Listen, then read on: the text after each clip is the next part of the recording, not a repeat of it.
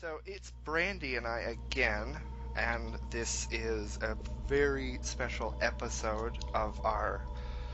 I guess we recently rebranded it this, but the Horror Inside podcast, and this episode is a really big deal. So if we come off a little nervous, that's why. Yay. But it's such a big deal because we're talking to Heidi Anderson-Swan. And if you don't know who she is, well, you're not the kind of Resident Evil fan that Brandi and I are, but she voiced Jill, the best and most beloved version in the Resident Evil remake. Yes. For many reasons, maybe the biggest, Mm-hmm. her portrayer and how well Jill was realized in that game. So, I guess first I just Mm-hmm. wanted to thank you, Heidi, for talking to us, because this is really, really cool. Yes, Oh, I well. second that. Well, I say thank you to both of you. It's such an honor for me to, to hear from people like yourself. I mean, I had no idea, and it's just, I can't tell you. It's brought me so much happiness over the last year to hear from people like you. So, That's awesome. fans of the game, and to know that my voice, had an effect on you in a positive way, and I'm really, really thrilled.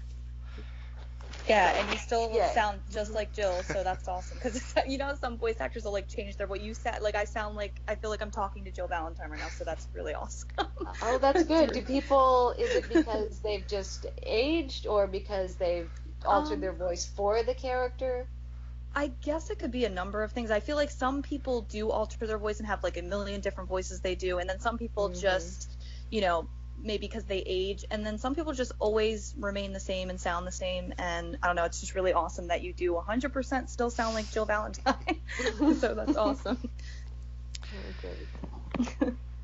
Well, I guess if I can ask my first question to you, you kind of spoke to it a tiny bit right there about how realizing what Jill has meant to people has affected you on like a broader scope. I don't know if you were aware of this, but outside of Resident Evil, how does it feel that you portray like she's one of the most popular, one of the most iconic female or otherwise just characters in general in like all of video games. So how does that make you feel?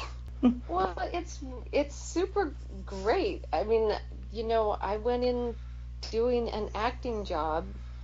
What was it? 2002, and here we are in 2018, and people are still talking about it. I mean, that's amazing. And when I was first reached out to about a year ago, I was just stunned. I mean, I was like, what? Yes, that's me. Yes, and what happened? and why do you want to talk to me? I mean, I was just like, what? I had no idea that Jill Valentine was such a phenomenon, and so it's been such a fun thing for me over the last year to really embrace this and say, wow, okay, I did something that really has resonated with people, and how exciting is that? And so every opportunity I have to brag about it, I do. Because I'm like, did you know? I'd like, I don't know, if something remotely comes up about a video game somewhere, I say, oh, do you play video games? And if they say yes, and I say, oh, do you ever play Resident Evil? And then they'll be like, yes or no. And then only if they say yes do I pursue it, because then I want to, it's like a new party trick I've got, up my sleeve. Because it's a thrill. I mean, the fact that you guys even care, that I'm here and that I'm speaking to you. I mean, what a gift in life. I mean, it truly is such a gift for me. And it's fun to hear that she's a character that people admire. And just watching the cut through scenes, I can see what is admirable about her. Like a zombie comes up and she doesn't go or recoil or anything or like fumble with her gun or she just handles the situation, and that's really empowering, to see, especially Yeah. for women. So, and maybe you could speak to that more, Brandi.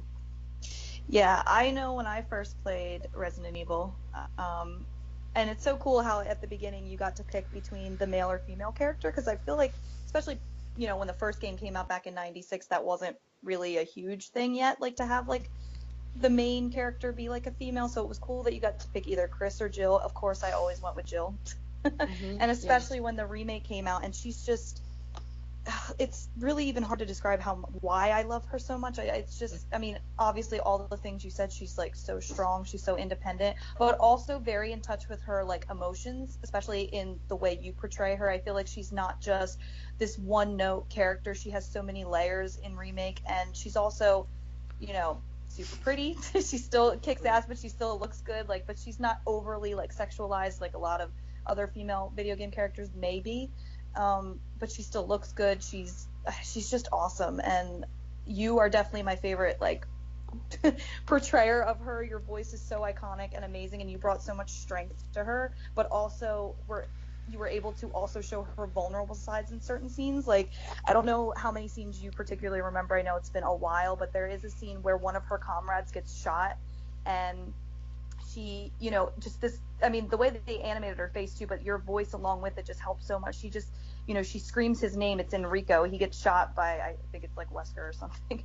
And she goes, Enrico. And she like, and it's your voice. And you just say, it's just like, it's so awesome that she has so many layers to her. Like, she kicks ass, but she's also kind of vulnerable at times, but she doesn't let that like slow her down. I just love all the layers to her. And that game like really represents, that for her. So yeah, she's awesome. Thank you. Thank you. I mean, I have to say, the layers of vulnerability are all just who I am as a person, in the scenarios of, kicking butt with zombies and monsters. That would not be me ever. So that is, I'm tough when I need to be, but not in like a physical sense like that in true life. But that was really brought out of me by the directors, because I was much more an actress who would recoil, who would be, like, Right. oh gosh, all right, I'm going to do this. I'm going to do it anyway. But he was like, no, no, no, she is much stronger than that.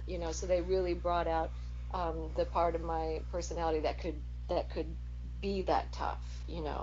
Right. So I'm glad that the layers work, because when I have listened to some of the cutscenes, I've been like, oh, she really is feeling there, and then I wonder myself, is that too much for not at all. I think you nailed everything about like her personality in that, and just I love that there's layers, because sometimes if you have a character that's written, and this is just my opinion, and it does happen a lot with, I feel like, female characters. If you write them too strong and they come off too like, that they're not afraid of anything, it just kind of makes the character kind of boring to me. Like, I love, a strong kick-ass female, but if they're just that and there's no layers, it's just like, okay, well, you're not like a real person. But I feel like Jill was relatable, because she did show, vulnerability along with, and you could tell she was scared sometimes, but she still stood her ground. That's what I love about your portrayal. And what you just said about Capcom actually leads me to one of my questions, and how you portrayed Jill.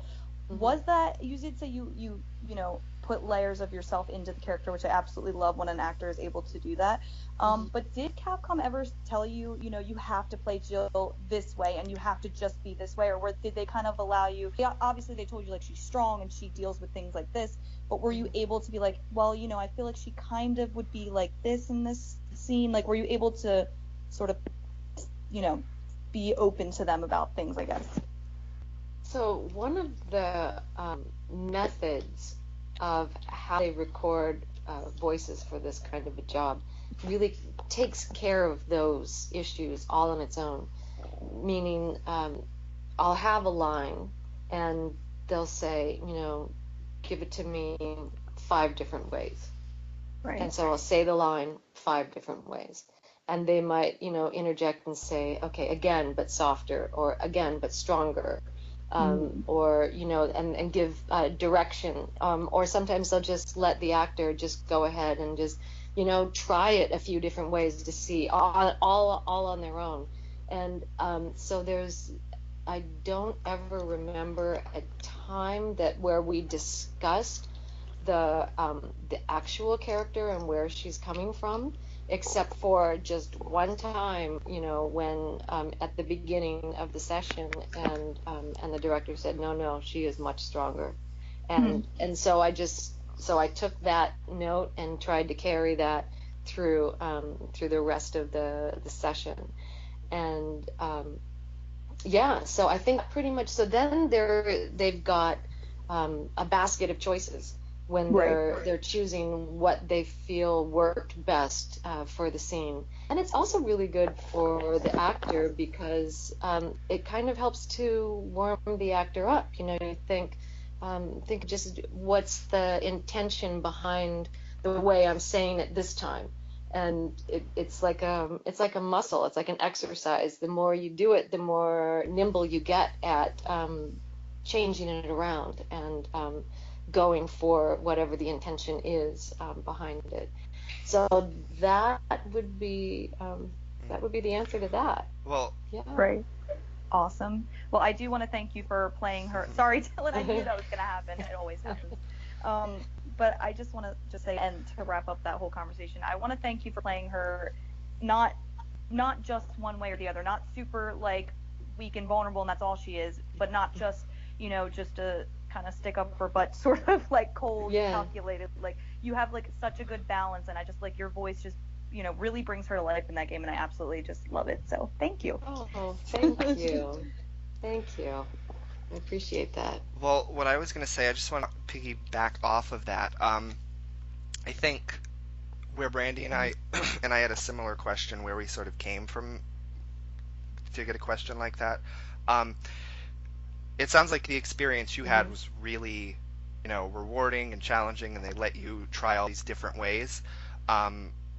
Because it's a shame, and we've talked about how Capcom is notorious for changing voice actors. Unfortunately, and this also goes back to the time when Brandi and I got frustrated when they changed so much with Jill, her appearance and her voice so many times. There was a game that came out semi-recently that Jill was in, and her actress in that game did an interview, and part of me feels bad for her because she said, like, she tried to do one way or the other, and then they pretty much shut her down at every turn and said, no, Jill would not show this emotion, she's not this kind of character. And Brandi and I found that really frustrating because they sort of painted Jill into a corner in that game and kind of messed her up, like, to no end. So I'm glad that your experience was better because you were able to portray her, again, the most iconic and best version of her. Yeah. Wow. Oh, that's really interesting to hear. Now, and forgive me for my, ignorant question, but is the director the same? No. They've changed so much stuff. Everything has changed with Resident Evil recently. It kind of sucks, unfortunately. A lot of the behind-the-scenes people have changed too. It's unfortunate for her, but honestly, Dylan and I agree, and there are a lot of other hardcore Resident Evil fans that agree with this.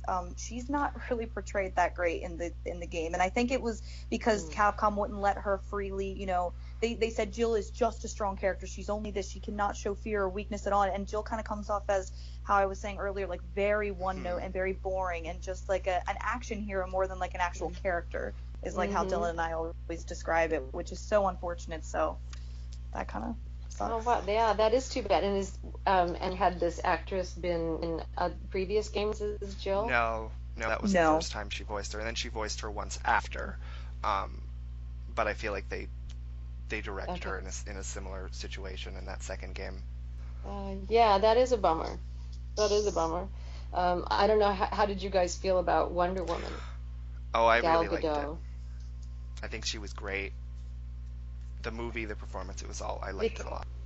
Because just when we were just talking about, the layers of a superhero, she really, to me, it seemed like someone who, had those layers where she was tough, but it wasn't just who she was, she was someone who had, her own pangs and her own challenges getting to be who she was, so I appreciated that about that performance. Anyway, off the topic. Don't mean to do that. So wow, that's it. That's fascinating. Yeah, because my experience was utterly different, utterly Yeah. different, and I really felt like I was full on acting, and fully. They would explain the situation for me, describe it, and I would just, get lost in my head in it and give them my best. And I felt like it was a very supportive environment creatively for them and for me.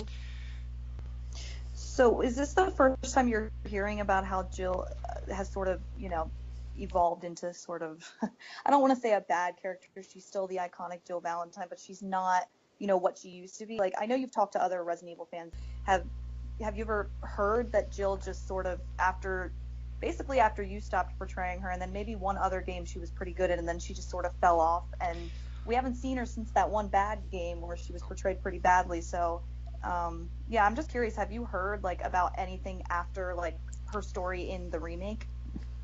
No, no. I mean, people have said, asked questions that have alluded to it without saying it. So they've said, "What do you think of the development of Jill's character, and how she's changed over the years?" And because I haven't followed the series at all, Right. I can't comment. And I don't know that I would anyway, because then I'd be commenting maybe on another actress's performance, and Right. I wouldn't want to do that.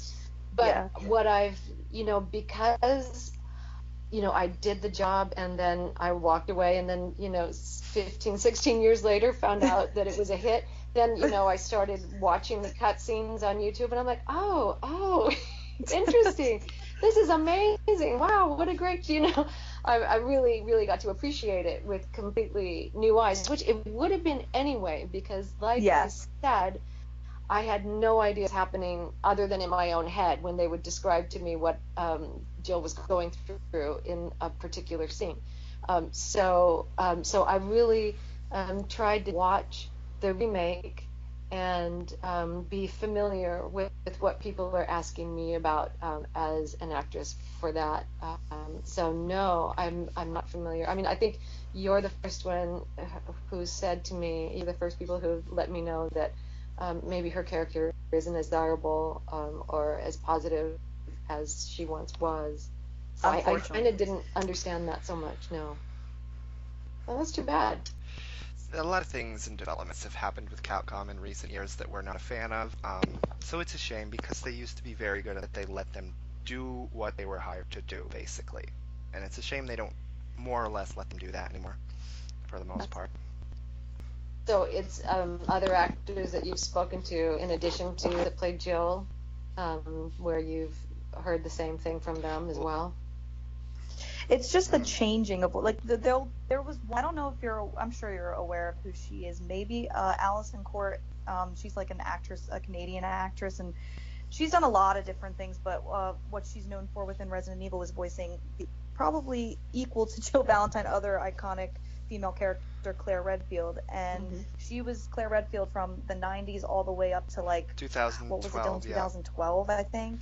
And then they randomly just decided to like recast her for a game, and that just Dylan and I both agree with this. We just feel like that just really just it makes a character just lose so much of themselves when a voice and voice acting may not be like a huge deal to some other gamers, but they do take it very seriously, and that's why we're such a huge fan of you, and we appreciate you coming on here, because I feel like the right voice act breathe life into a character and make them, and if you change that, or if it's not consistent, like how can the character be consistent and grow? How can you grow with that character if they're not consistent? And it's unfortunate that it's a big deal in TV and movies, but video games aren't really treated the same way, which is kind of annoying to me, because if they were to change, a character on the show Walking Dead that everybody loves, like Daryl Dixon is like a huge character. If they were to just be like, well, Norman Reedus can't do it, so we're going to get somebody else, fans would go ballistic. Or like Harry Potter, like Daniel Radcliffe portrayed Harry Potter from a kid all the way up to, the ending of the movies. And what if he was just like, okay, well, he can't make it, so we're going to, whatever. It's just, and it's not even that they just don't want to do it. Alison Court has been very vocal on Twitter and in YouTube videos that she would love to portray Claire Redfield. It's just that Capcom hasn't reached out, and it's just really sad, because I don't know. She was great, and a lot of our original voice actors have been recast at this point. It's really sad, but And so, how did you feel about the actress who replaced Allison Court? We Dylan, I don't no, want to be mean, so you should do no. it because you're nicer I than think me. because she was the character for so long, it took a lot of adjusting to her. We're not Hmm. a fan of the performance, but we Hmm. don't hold any ill will toward the actor because it's the actor doing their Hmm. job that this company decided to make this Yeah, decision. Um, yeah, Right. yeah, basically summing it up. That's too bad. And yeah, and I also have, because I also, maybe it's just because I did voiceovers, but I'm very sensitive to voices. I hear voiceovers for commercials on the radio, books on tape in particular. You really need, a good voice. But the voice really matters to me as well, to get lost in a story with them. Um, so um, so then to have it change, like you said, I can see how that would be jarring, and especially in something like a video game where it's not just for 30 minutes or for 2 hours, but you yes, can do the yes, game for a very long time, right? I exactly, mean, the cut and then play it again and exactly, again. yeah, So it's really immersive. So you're not just passively listening, you're engaging almost with the voice. I'm exactly. getting the sense. Yeah. So, Yes. Can we give a round of applause for Heidi for that? Because thank you so much for saying that. Because I do feel like a lot of gamers don't feel that way. Maybe not a lot, but I mean, I guess newer gamers that are maybe were not around when Resident Evil first came out, and they play the Resident Evil games for the first time, and they're just focused on like zombies and the horror and the action and the explosions and all that stuff, and that's all part of what a video game is too, is like going through and the scares, especially when you're playing a horror game, obviously. But I don't know, to Dylan and I, we've always felt like the characters, especially for the Resident Evil series that we grew up with, like they're very, very important, and their development is important, and constantly changing a voice actors takes so much depth and emotion away from the character. And it's just like, and I completely agree with what you just said. You go on this journey with them and you play the game for hours and hours. It's not just a 20-minute episode of a show or an hour and a half movie. It's like this whole long thing. So I completely agree, and I'm so glad you said that, because I wish other people felt the same way. well, I can see it. And in ways, it's almost like, and correct me if I'm wrong, but is it like you feel along with them as the discoveries or the challenges are happening? Yeah. Yeah. And like Brandy said earlier, it also has a lot to do with just the right person can bring so much to the character and making it so believable, and we're invested in this character and everything. Hmm. To get it back to Jill, this is something that's always frustrated us Yes. about not the character, Yes. but like why was this simple thing not done? Um, I think you said you're aware of that opening Uh, cutscene with the dogs and everything. yeah. Were you ever given the opportunity, or did they ask you to narrate like Jill's opening? Because it's identical to Chris's, but even in the original game, it's always Chris narrating the opening scene, and we always thought that was so frustrating. It's like this, we're playing Jill's side of the story now. Why is Chris still narrating this? I was just wondering if they ever like asked you to do that, or if that's just something that never even crossed their mind that maybe Jill should be narrating the opening of her game. Oh, I don't know. I don't think I ever. I mean, it's possible I read it and Hmm. don't recall. But I can see what you're talking about, and I don't think I would even think about it unless I Yeah. played it a few times, and then go, Yeah. oh, well, we're going from her point of view. How come we're not listening to her voice as she's going through it? Why is it Chris? And that's It's an Chris. interesting. It Chris, correct? Yes. Yeah. Yeah. So that is interesting. But no, I don't recall them ever asking me to read that part. That's unfortunate, because I would love to hear your voice do that. It would be so awesome. Like, I every Mm. time you click on Jill and and you just hear I Chris know. again. You're like, come on. Oh.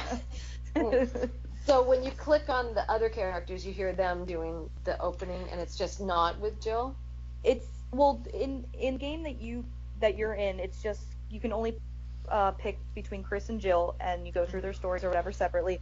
But the opening cutscene, I guess maybe it was just for time reasons that Capcom did this. It's just the same opening cutscene for both. So Chris narrates his, but he also narrates Jill's. But then it does switch to Jill's point of view right after that opening cutscene, which is very, strange. And usually like maybe like what, Dylan, like Yeah. minute long cutscene, maybe 2 minutes, the whole thing. So. And then you go to, we're in the mansion. There's Yeah. only Wesker and myself, or Yes. right? Yeah. Oh my God, she said it. I'm so happy right now. Yes. Then it goes to like your point of view. You do narrate that part, obviously, but the very beginning where it's like Chris, he basically saying, Alpha Team is flying around the forest zone. He's talking about like how you guys are going out and searching for Bravo Team, which already went out and went missing. But I just don't. Dylan, I never understood why Jill doesn't just, when you click on Jill Valentine, she just doesn't. That would be really cool if they had done that, but I think it was probably just for time reasons, maybe. Do you think that this movie just came? Do you think they would ever do a virtual reality of this game? Ooh. Of a remake? Of any of them? I mean, is there again an ignorant question? I don't know of it, or if it's in development or anything. But Well, Resident Evil 7, you can play the entirety in that virtual reality headspace. But no, that would be a very creepy and nightmare-inducing way to play the remake, is if it was just like you were in it, like 1,000%. That would freak me out. That would be awesome. Yeah. So I didn't know there was Resident Evil 7 was virtual reality. So excuse me for that question. So, all right, cool. Yeah, that would probably be too much for me. All of it. Have you ever played the remake, Heidi? That was one of my questions anyway. I know you said you're not that into video games, so I don't know if you have. Have you ever like tried to play it at all? No, never played it. No, just watched the cutscenes on YouTube. That's it. And the first time I saw them was a year ago. Wow. Really? Wow. Yeah. And so that was the first time I got to see what the mansion looked like, the monsters looked like. Everybody. I had no, I didn't even recognize, what my own character looked like. It was all new, completely new to me. And I was really pulled in by it. I mean, just it's really the artistry is so plush, and and it's done with such finesse. I could see why people would want to just be there for long periods of time. So it was a real eye-opening experience for me. Now virtual reality would be way too much for me. We went to my husband and my boys. We went to a virtual reality place, where you can do some actual things. And I did that thing where you put the virtual reality thing on your head and you go up the elevator and you walk out the plank. I couldn't do it. I literally couldn't do it, and they were mortified that I was so. But that's probably because I buy into it so much. Yeah. So that it would be way too much for me to do a virtual reality of this kind of a horror thing, unless I just didn't know what was going on. Like, right. I didn't know what Joe was really going through until I saw it, in the game, and I was like, wow, that's scary. Wow, that's so interesting. So you had did they ever give you, and actually this question kind of goes with a question my sister had. She is very sick right now, so if you give her a little shout out, you might make her feel better. Because her name's Brittany, and she did have a question for you, but if you want to do the shout out first, I can ask you the question after. Yes. Hey Brittany, it's Heidi Anderson, and I'm just saying I hope you're doing well, and super excited that you're a Resident Evil remake fan. And hello. Oh my God, awesome. Thank you, Heidi. She's gonna feel so much better now. Okay. But her question kind of goes along with what you were just saying. That's why I just want to ask it now. She basically just wanted to know that while you were recording lines for Jill, did you, and I think we probably know the answer to this by now because you just said you just saw it a couple of years ago, but she wanted to know, did you envision the character or did you just put yourself in her position? And did you have any idea what the character looked like at all prior to recording? Like, did they show you any concept art and that type of thing? I think they did show me a picture of what she was supposed to look like. I think I remember that. I can't say for sure, but I think I do. But if it was brief. Okay. And then what was the other question? Sorry, go ahead. She just asked, when you were recording the lines for Jill, did you envision like a character, I guess, any kind of like whatever you saw maybe in the concept art, or did you really put yourself in her position and just like envision you in these situations? Yeah, me in these situations.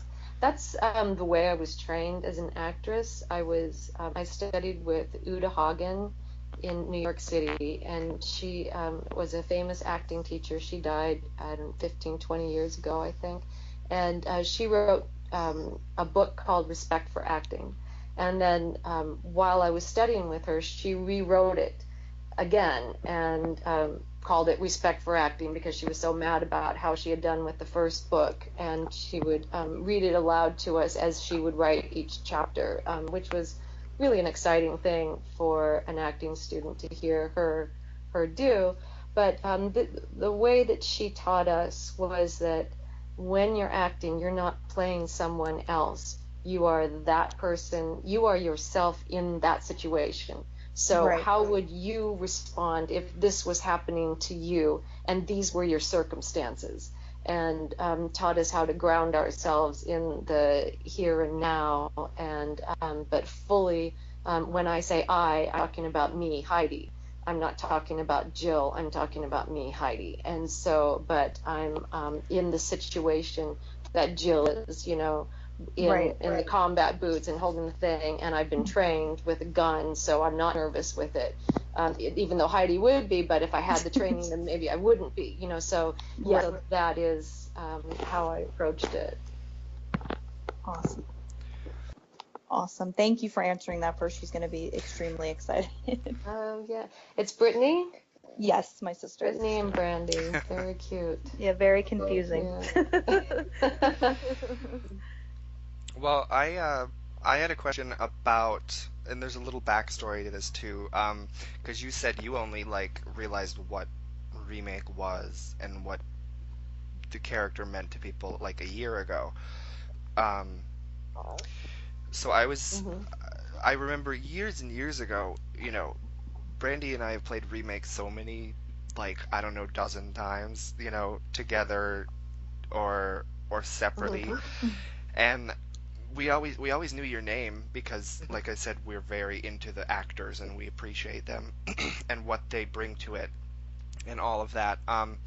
So for years we'd be playing it and be like, "Where's Heidi Anderson?" Like, we know some of these other voice actors, and it's like, "Where is she?" We'd love to tell her how much, we love her and how much she affected us as Jill. And going off of that, the other characters in Remake did a podcast a few years ago. I think it was Barry, who was Ed Smarin, and Peter Jessup voiced Wesker, and Joe White, who voiced Chris. And they were even asked that, and before I guess you realized what it was, they were asked, have you ever met Heidi, or where is she, or whatever? And they said they didn't know. So it's awesome that you're aware of what it is now. But I was wondering, have you ever met them, like before or since, knowing what Remake is? No, I haven't. Although I did meet Joe White over Skype just about a month or so ago. And, that's awesome.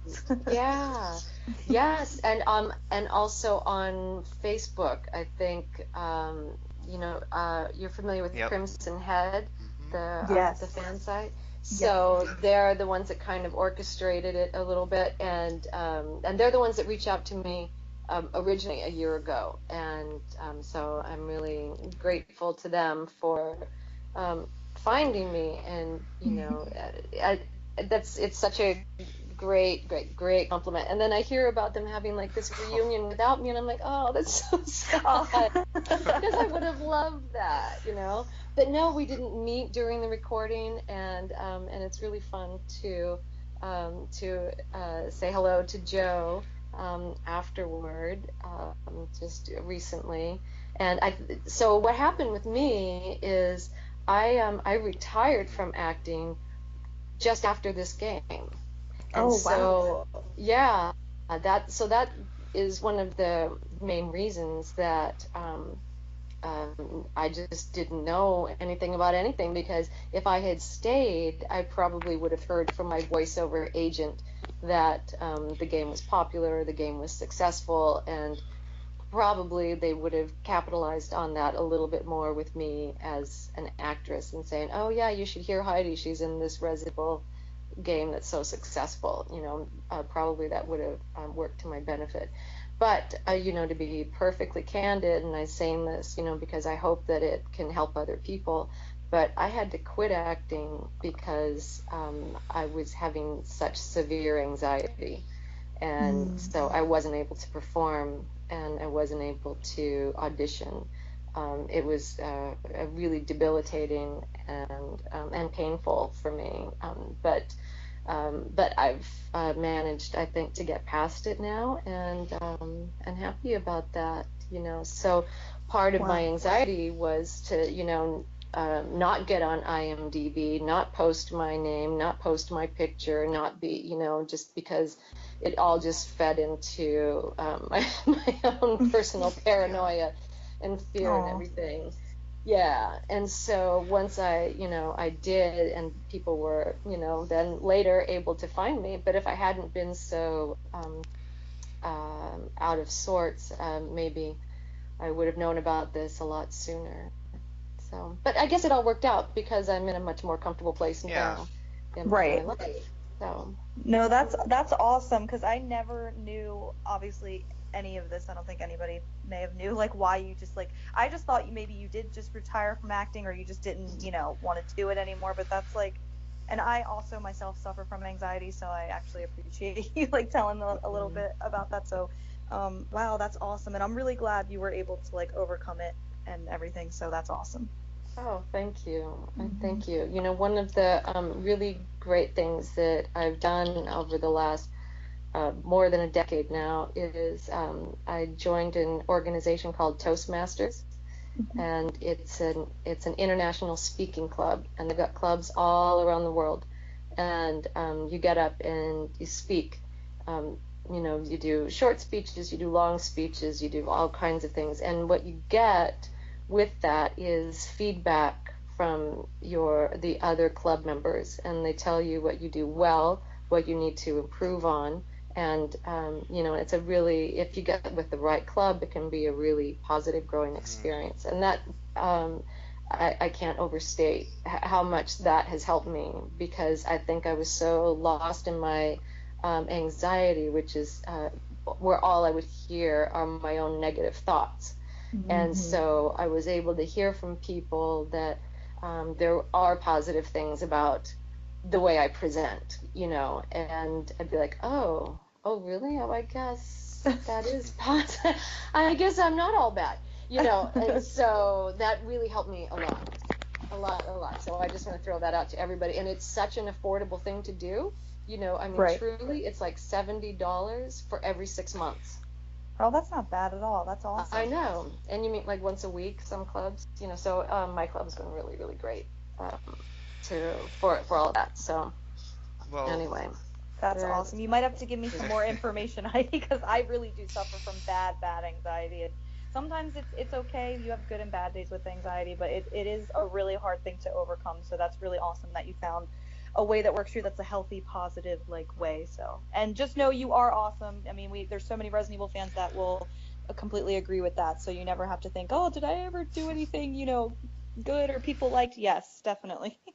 I mean, that's like such a gift. Yeah. I mean, truly. And so, and if and like you're saying, how anxiety feels, and it's not good. And so to know that, oh, actually all this time people have, it's just like I say, it's been a gift and a joy in so many ways in my life, and so I'm super appreciative of it. And I just, can't say if it's the last professional acting job I ever did to have, to have people reach out to me. I mean, come on, it's lovely. It's just lovely. It's a good thing to, I mean, if you ever do fully retire from acting, then it's a high note to go out on. I'll say that, because she's so iconic. So. Well, thank you. And I'd just like to encourage you to, go on and know that the anxiety can get better, for sure. Thank you. It feels like it never will, but it actually can. And just keep at it. Yes, thank you. I really do appreciate that. It can be hard sometimes. Other times it's not too bad. It just depends, I guess. And I don't take like medication or anything for it. Sometimes I can, just keep it under control, but other times it just like depends on the situation, I guess. But I would have never been able to tell you have anxiety at all. You're just like so, professional, and just the way you like speak and just everything. You don't seem like you get nervous, and it's just interesting, especially because you were in like a video game, and you're you were an actor. It's just like it is awesome to know that, I guess not awesome, I shouldn't use that word, but I guess it's comforting to know that other people, who are either, in the spotlight or whatever, however you want to word it, do suffer from like the same things that, someone like me has. So, I mean, that's actually really comforting to know. And so I appreciate you speaking about that. Oh, thank you. But just so you know, I mean, I don't know that, several years ago I could have had this conversation. Without being without losing it. And so you're already a lot better than I was, so I mean, okay, that's good. It was tough. Yeah, it was tough. So anyway. Well, I guess I would just like to say that hearing that is great, because it's great to hear that, it makes me happy that you're in like a happier place right now, and that you can deal with all that. Yeah. Yes, thank you. Yes, me too. So, yeah. All right. Well, I have a few more questions. Brandi, do you have any? Any left, I mean.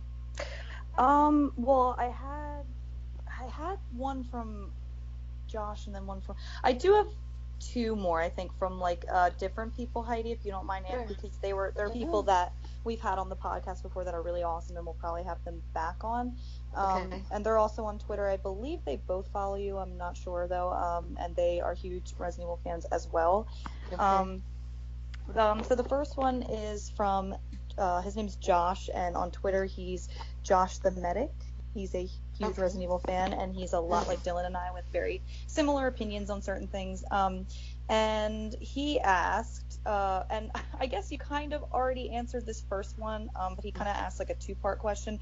The first question was, did you realize how iconic the role of Jill Valentine was when you first took it on? Which you basically said you had no idea. No clue. No. And then his second question is, what was your favorite part of the whole experience of working on the game, if you can recall any?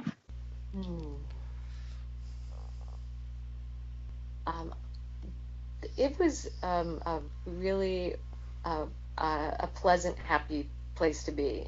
And I did 2 sessions. In fact, they were several months apart, and in my mind, I had it remembered that I had done 2 games. So and I was wrong. I only did 1 game, but I think they brought me back in because they had rewritten some things or changed some things, and I just remember both times. Everybody that was there was. It was such a great environment to be in, and to work with them, and especially now that I was like having anxiety problems. That's how comfortable it was, that I didn't feel it at the time. It was just really comfortable and artistic. It felt very artistic. So I can't say any one thing in Right. particular that stands out. But it was just overall very positive for me. That's awesome. Yeah. Well, Dylan, and do you mind if I just ask this Sure, other sure. question because it kind of goes off that anyway, and then I swear you'll get your turn. Okay. Well, then speaking of you recording the lines and everything, did you ever meet anybody directly from Capcom, or was it just like voice director and like the American people that sort of like, translated everything, or did you ever actually meet anybody from Capcom? Okay. So they were Japanese. Right. So I that's who I met. There was no Great. Americans. Oh, wow. So I wish I could remember the names exactly, but I would have to look them up on IMDb. So when I say the producer, the director, that's just, me being a little lazy and not remembering. But they were just fabulous, fabulous. So I'm sure they were Capcom, I'm sure. Does the name, and if it's okay if you don't remember, again, it was years and years ago, and you probably met so many people, but does the name Shinji Mikami sound familiar at all to you? I mean, I've heard people use that name, and Okay. was he not the He was director? yes, he was the director on the remake, but also he's like the original creator of like the entire original like Resident Evil franchise. So he's like a pretty big deal for Resident Evil fans. So if you met him, that is completely awesome. I mean, I'm pretty sure. I'm pretty Yeah. sure. If he directed the Yeah. game, he was probably there. Yes. Yeah. Yeah. No, nothing. If there wasn't anybody over the phone, they were Oh, physically wow. there with us. Yeah. And did you have to audition for it, or did you just sort of, I assume you may have had to audition because that's how normally voice actors get the role, but Yes. In if my memory serves correctly, I I was called into my agent's office and told to read um, a part, and so they put the actresses they felt were right for the part of Jill Valentine and recorded them in our agent's office, and then our agent sent those to whoever was in charge of casting. And so I don't know if there was 3 or 8 or 10 on our tape, wow. but ours went along with, other voiceover agencies. That could be as few as 3 others, as many as like 15 Wow. other agencies that would send in all the actresses they thought were right. And there was no callback. I just got the job. That's So, and I awesome. hadn't, yeah, and I hadn't met them or anything. The first time I met them was at the job. So that's Wow. how it happened. Yeah. Yeah, you never know. I had this one job where I did a Xena Warrior Princess video game, That's awesome. and yeah, and the night before the job, it was a Sunday night. My agent called me, and I almost didn't answer the phone. This was back when we had answering machines, Right. and no texting or anything like that. You just picked up the phone, and I was like, oh, I'm tired. I'm not going to answer that. And then for whatever reason, I picked it up, and they said, the they changed their mind. They want you. They're not hiring the actress they hired. They said, no, you were the right person for the job. And it was like 8 o'clock on a Oh Sunday my night, gosh. and the job was the next morning. I was like, oh my gosh. Well, it's a good thing I answered the phone, and two, I felt bad for the actress who got Right. fired over the weekend. Oh, So which was too bad. So yeah, it was kind of how that happened then. I don't know how different things are now. I've heard that voiceover has changed quite a bit in the last 20 years. So yeah, I'll be unfortunately. intrigued. Yeah. So you feel like not just in Resident Evil, but in other games, you feel like there's been a change in quality? Well, are you aware of the whole union versus non-union thing with like voice actors nowadays? It's like a huge thing going on with like voice actors right now. So I have heard, the bit that I've heard about it is um, that like Capcom in particular has decided they don't want to hire quote unquote union. They'll still hire the union actor, but the union actor giving a fake Yep. name to work for Yes. them. That's what I heard. Yeah. That happens a lot. And And Yeah. so I'll let you elaborate on it because beyond that, I don't know. Well, Dylan, this is your forte. You know a lot more about it than I well, do. It can be confusing and sometimes. I think I know a little more about it for whatever reason, but with Capcom in particular, they I would call it shady, or maybe they're just I often call it like they're apathetic about it. Like they have Capcom Japan, and then Yes. instead of getting quote unquote the best people Mhm. or the people who have done it for so long, the actors or whatever, they've done it a few times in the past where they'll have Capcom Japan, they'll record their Japanese voiceovers, which I don't believe they did 15 years ago when they did remake. Um, but Mhm. now for a lot of Mhm. games, they will like auction it off. They'll like auction the English recording between a few companies, and then those companies can do whatever they want. And more often than not, they hire non-union, which means these actors that we may like get replaced, and Capcom Japan either can do nothing about it or they don't care because they have their Japanese actors. So I feel like there's a lot less respect for actors, voice actors in general today, Yes. especially from Mhm. Capcom. Mhm. Yeah, because isn't it cheaper to also hire like Yeah, non-union because they don't have to credit them necessarily? Isn't there yeah, like a whole thing about that? That's yeah, why they and use like the them, which union is thing, they kind of have to crappy like, that they just want to make they it have to at least cheaper. pay them like scale is what I think it's called. But if they do non-union, like you said, Heidi, they give them a fake name. They don't have to pay them Mhm. a ton or what they're deserved, and then they just save money that way. And I think the larger issue also might be that they don't have to pay. I mean, not just what the actor gets for Hmm. their day rate, but they probably don't have to pay pension and health benefits, Yeah. Oh which yeah. are also Hmm. part of the union.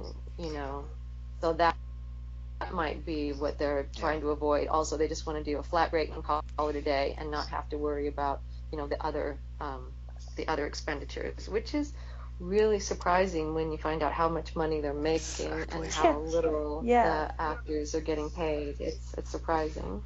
Yeah, that actor we were talking about earlier, Allison Court, she kind of went into that a little bit in a video that she made on YouTube, and because long story short, they're remaking one of the older Resident Evil games right now. You were in the first remake, the remake of the first game, but now the Mm-hmm. remake of the second game in the series is coming out, and that Mm-hmm. was the one that had Allison Court and Claire Redfield, and it's a really iconic, game, and a lot of Resident Evil fans adore that game. So they're Mm-hmm. remaking it now, and originally Allison Court was signed on to do it.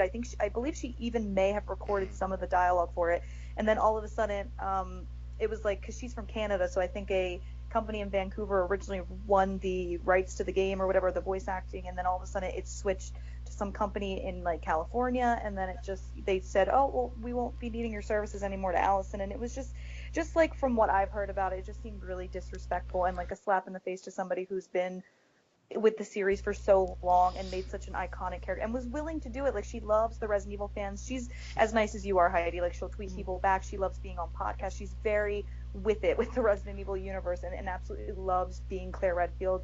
And it's just like that's the part that really makes me sad and upset and angry at Capcom is that it just seems like there's no respect for voice acting anymore and actual talent, I guess. Not that the non-union voice actors aren't talented. I'm not saying that at all, but you know, it's just really crappy how they But yeah, choose to do things. and then it also is, equally to the fans because if the fans say they're Exactly. devoted to Alison Court's voice, and her portrayal, and they want to be, to go through the game with her voice, Yes. and for them to ignore that and to say, well, you're going to buy it anyway. Hmm.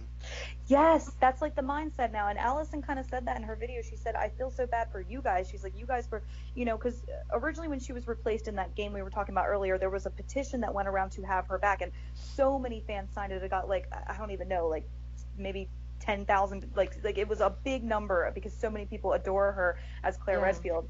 yeah. And, when she was initially signed on to do this remake, number two remake, she said, your voices were heard. I want to let you guys know that, but unfortunately, a new company, got it. So like, it's so infuriating that we got close to having somebody back that we really, really loved, and then it just, for cheap, selfish sort of reasons, it kind of just got flushed down the drain, which really sucks. That's really too bad. And I heard, and I don't know if this is true, but I heard that the company that got that won the bid said that would have Alice in court, that was part of the bid. And so for them to drop her after they said that, adds insult to injury. Yeah, what happened? The two Too bad. companies that were bidding on getting the auction, they both said, and probably directed by Capcom, saying you need to offer her this role. Both of those recording companies offered her the role, and then the one that got it turned around and changed their mind and said, no, we don't need you. That's awful. That's just so awful to do to like a voice actor. Like, wow. You would think that Capcom, if that's what they really wanted, that they would have it in the contract so that it wasn't up to whoever decided to go 180 on it. So yes, wish they would have fought like harder for her. I guess it's just like what you said though, Heidi. They just wanted, all right, flat rate, and then just record the voices, and we want to get it done. And it's just like, that's what I mean though about like certain people, even people that work for gaming companies, just don't care about voice acting, and it's really annoying. And I think Allison, when everything went down and she said she wasn't in the remake, she even started a hashtag on Twitter, which is hashtag performance matters, and I completely 100% agree with that. Like, why is it any different from a TV show and a movie versus a video game? Like, why is why is the acting not important just because it's a video game? It's important when they audition for movies and shows, but for video games, it's just like, well, you're just going to go through the game, and you're going to pay more attention to this, and this, and so, like, it just seems like there's no emphasis on it, and it's really unfortunate. And I agree with you. And there's and video games isn't it so much more money in video games than there is in movies and TV? I mean, so it really is upside down that way. Yes. I don't know. I think some people just see it as, they're just going to be paying attention to the graphics and I mean, video games have come such a long way. Yes, they look amazing, but that's not all of what a video game is. It's just to look pretty or scary or be action. Like, you want to be, at least I want to be, I want to like the character and relate to the character that I'm playing as for an entire story. So the fact that performance doesn't matter in video games, it's just, or at least not the way it used to, and it's really, especially with Capcom, and the Resident Evil franchise has suffered greatly from their just wanting to go non-union and be cheaper. It's really, and you're right, they're like a multi-million-dollar company. It's like, come on now, you can hire a good voice actor to do a good job and pay them what they deserve. So do you think they know that the quality has suffered according to the fans? I'd say no, only because there's a swath of fans that don't notice or care about the difference, then there's some that are really passionate about it. I think they see the people that aren't, and then but I'd say they just run off that. Yeah. But I'd like to think there's more people like you and I, Dylan, maybe out there that really do. I mean, the petition for Allison speaks for itself, and maybe Capcom just doesn't, I hate to say it, but maybe they just really don't care. It's just, as long as people are still buying the game and they know people will, it just doesn't matter. It's kind of like it becomes all like dollar signs. I really hate to say that and be so, negative about a company that I loved and supported for years because I love the Resident Evil games so much, but it's really unfortunate how everything's turned out. Wow. Well, maybe, who knows? Maybe they'll hear the voices out there, and they should listen to their customers, Exactly. We're the ones buying it. We're going to pay $60 for a game. I want it to be something I want to play. Yeah, and you can sell it back to GameStop for, $5? Yeah. If it didn't work out. Oh my gosh. Yeah. All right. Well, Dylan, do you want to move on and ask your last few questions? Because I'm sorry, Heidi, we've taken so much of your time, not intentionally. No, just not at all. Good conversation. No. Well, yeah, I had a couple more. I have a two-parter that they're one, it's a little more general, and then the other one's not so much. But I'm curious about your thoughts on that if you've ever seen it. But the first part is, are you, and going off Resident Evil, are you a horror movie and or zombie fan? And then the second part would be, have you ever seen Jill Valentine in the Resident Evil movies? Oh, good one. So I've never seen Jill Valentine in the Resident Evil movies. Never seen the Resident Evil films. I remember being sort of stunned when I saw a movie poster going, "Oh, wasn't I in a Resident Evil That's game?" I mean, it was literally one of those things. And I'm not a zombie fan per se. I did see the film Maggie with Arnold oh Schwarzenegger yeah. and Abigail Breslin. Did you Hmm. guys see that? I've So never seen I'm. that. Is that newer? I've never seen it. It I watch came out older movies. a couple years ago, two Okay. years ago, and I know one of the producers on it, so I went out to see it to support him, and I really, really liked that movie a lot. Although I wouldn't say that I'm a zombie fan in general. Like I didn't know for the long time that The Walking Dead was a zombie film. I mean, a zombie TV show, you know. But I do like horror, although it now that you've had a long conversation with me, you might understand that predictably it might some of these horror films like haunt me. Oh So yeah. like, and especially the low budget ones, I don't know why, but like the Blair Witch Project haunted Yes. me, Oh and my gosh. Paranormal Activity, when she comes walking towards that video at the end, it was like, oh Yeah. my gosh, Oh my gosh, yes. so It's probably because they're more Yeah. realistic. I can totally get that because they do seem more, obviously both are proven to be fake, but it's probably because they're both set up to be realistic that they kind of stay with you, and I completely agree with that. Oh my gosh, yeah. that's funny. Yeah, but there are some, I would like my son is 15 and a half, and he's, apprehensive about horror films, and I'm like, oh, but I want you to see The Shining with me. I can't wait Yes. till I can show you The Shining. It's so good. And there's a lot of these other, really big popular films out over the last decade or so that I have not seen, and only because my ability to watch films has been so limited because I've Right. been, raising kids, and then in my spare time I've been writing, and then and I've been trying to go to the gym, and so that leaves Yeah. little time and to do things like watch TV or movies, because you got to get to bed to get early to get up to the gym to get to the kid to school, to write, and then to get your Right. kid and to go to so are you guys No. parents? No, no. No, you're young. No, no. You're young. That would freak me Yeah, out right now. yeah. Don't say The that. day, oh my goodness, the day becomes so short once you become Yeah. accountable for younger beings. It's like, anything you do for yourself is just so indulgent Yeah. and luxurious because there's so many dishes and laundry, coming at you all day long. So that's the long answer to do I like horror film? I think I do. I'd like to get caught up in a lot of them, and no, I haven't seen the Resident Evil films, so I haven't seen Jill Valentine at all. And so how was she in Oh, the movie? well, it's very fortunate that you didn't see it.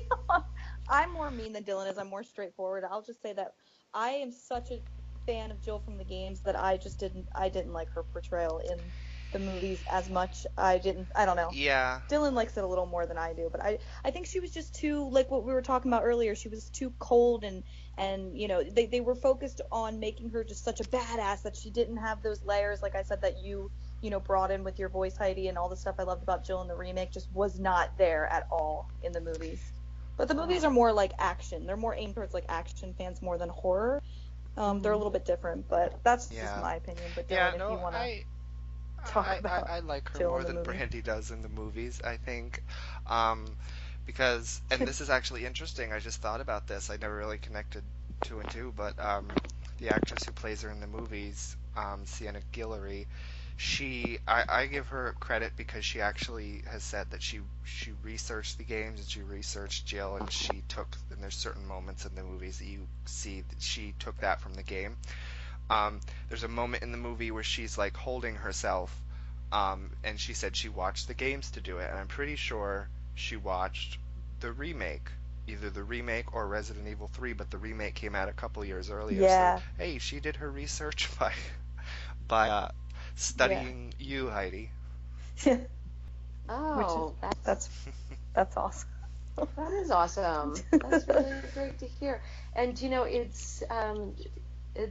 is nice to hear, and it's nice to hear it from you guys because I certainly didn't hear it from Capcom, and I certainly didn't hear that it was re-released in 2015. Yeah. You Oh, the know? Yeah. remake? Yeah. Oh. I mean, completely, oblivious to all of that, and it would have, I don't know, maybe they did reach out to me and I wasn't on IMDb, who Yeah. knows? Yeah. It could very well have been. But that's nice to hear that the actress watched Yeah. it. And so was there, like, what do you know? I mean, when you're saying that she was holding herself, I mean, in what was that?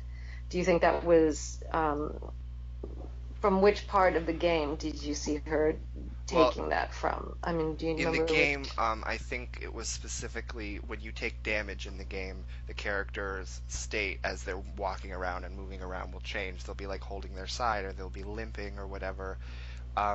The more damage they take, and that she sort of took that from Mm. like the gameplay side of things. Oh, okay. Oh, I got you. Oh, interesting. Yeah. Very interesting. Yeah, she even kind of holds her gun similarly to Jill in the game.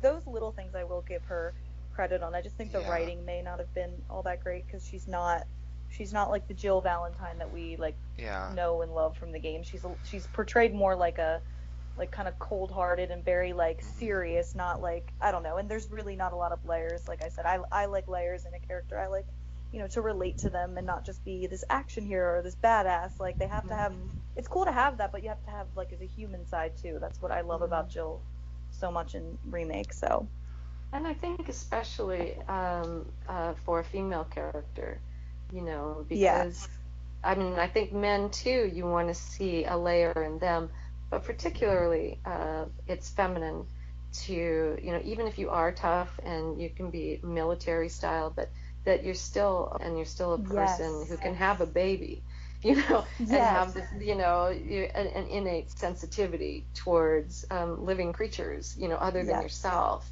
so yeah, I hear what you're saying. Yeah, and I did have one final question because we were speaking of your kids earlier. Are they Hmm. aware that their mother is Jill Valentine and one of the most popular and iconic video game characters of all time? Over the last year, we've become we talked about it, and they're like, "What?" It was, I mean, we had a couple of years ago, we had an experience at GameStop where we were returning some they were changing in some Lego Batman games to put towards their NBA 2K because that Right. was it. That's all they play is NBA 2K. So that will explain Okay. to you the obliviousness to all of this. And so I said, let's see if the video game I was in is here. And so I asked, the person at GameStop, I said, do you have Resident Evil? And she said, yes, it's over there. Which one do you want? And I said, well, the first one.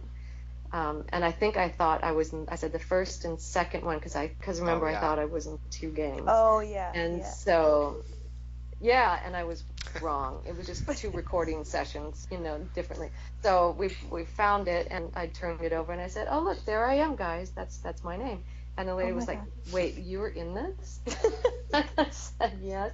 And she was like, "You're who?" And I told her, and she was like, I mean, she couldn't believe it. And I, Yeah. showed her my driver's license to prove that I was who I said I was, and she took pictures and, Yeah. she kind of dropped to the floor. It was, we were like, oh, wow. So we left, kind of laughing about that, going, wow, isn't that really cool, that people kind of know who I am. But it wasn't until Crimson had reached out last summer and said, do you know that that there are some people who, who responded to your voice over these years, and I was like, wow, no, I didn't. And so I've been able to share that with them, and that's kind of cool, So Yeah. yeah, it's been fun to share that with them. I don't know how impressed they are, but But yeah. No, speaking as a hardcore Resident Evil fan, I'm sure that they were like so, and I can totally relate to that girl that saw you in GameStop, because if I actually saw you in person and you were Jill Valentine, I think I would have like cried or something. I don't know. Oh my Like, gosh. it's a Oh really my big gosh. deal, and it's so funny to me, like growing up with these games and them being such a big part of my life and my childhood, Yeah. and just they're so Yeah. nostalgic to me. Like I literally like remember like the sounds of the menus and stuff of my dad playing them, and just like they were like my first Mhm. introduction to horror. And like I said, I'm a huge horror fan now, but it's just so funny to me that somebody like me who absolutely loves these games, and then you're in one of them, Heidi, and you're so oblivious to how like big it was. I love that. Like it's just Yeah. so it's so funny how that like happened. Like you're in one of the most iconic games of all time, portraying, arguably the most iconic like female, protagonist ever, and you just had like no idea of how big and huge it was and is. Like that's pretty crazy. Yeah, and I think that's part of the fun for me this last year. And there was a moment I looked at my husband and I said, I'm owning this. I'm just gonna own this because who knew? Who Yeah. knew? And this fan sent me this really great drawing that his dad, who was a professional artist, had made of Jill Valentine, and I had it Aw. framed, and I was like, it's just so nice, it's Yeah. just so nice, and just in life, to Yeah. have people, acknowledge something that you've done artistically, it's a real pleasure. It's a real pleasure for me. So when you say you've taken up my time, it's like, no, this has been, it's really been a happy, time for me, and this conversation is part of that. So, I thank you. Well, you're welcome. I know we Oh, you're throw so that awesome, right back at Heidi. you, We yeah. thank you too. Yeah. And So. I guess to end it off, again, I know, speaking for Brandi, and she'll speak for herself too, but like we appreciate this so much, and this was a lot of fun and Mhm. so amazing, because really, really, really value the people that bring Resident Evil, because it's like our favorite thing in the world. We value the people that bring it to life so much, and the Yeah. voices are in our heads like the biggest and most important part of it. Yeah. Oh, well, thank you. It's a compliment, and I appreciate it. I really do. And so thank you so much. Yes. Thank you, Heidi. You have been awesome and so generous to give us your time. I know we took like an hour and a half of it, but I know you said you don't mind, and that's just awesome. Yeah, I loved it. I loved it. That's great. So, just know you are super iconic. I know that's like a kind of heavy thing to tell you, but it's really true. Any Evil fan, at least the real hardcore ones that are like Dylan and I, would like, freak out if they knew we loved you. So Oh, really? yeah, That's great. I told you Yay. you're like the Jennifer Aniston of Resident Evil. It's like Okay, all right. I will tell all the boys in my family that, just so that they're aware. Okay. Because I don't think they're aware of that. Okay. Thank you, guys. Brandi and Dylan, you guys are just a pleasure to chat with. And anytime if you ever wanted to talk again, Oh let yeah. me know. Awesome. We're gonna try to get that reunion for you with Joe White and Ed Smerin and Peter Jessup, so you can talk to Wesker and Chris and Barry, all your Right? comrades. Right? That'd be awesome. And so, were you guys a part of that reunion? No. No, we're not part of the Crimson Head Elder, but we listen to it. We're big fans of their podcast, because they have like some connections. They know how to reach out to people and get their information, and they've talked to everybody. It's pretty awesome. So that was a Crimson Head one? Oh no, Crimson Head. Oh, I'm sorry, I got confused. I thought you were talking about Capital. Yes, they do. They really do. They're really great. Yeah. But so are you guys. So there you go. Oh, thanks. You're awesome, Heidi. We really, really, really, I can't stress enough, appreciate this. So thank you so much for your time and answering all our questions. And the shout outs, my sister is gonna like literally die. So do well, Brittany. Oh, keep on fighting. Yeah. All right. Okay, you guys. Thank you.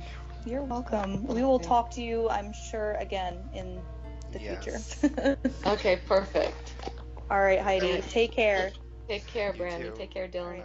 All right. Bye.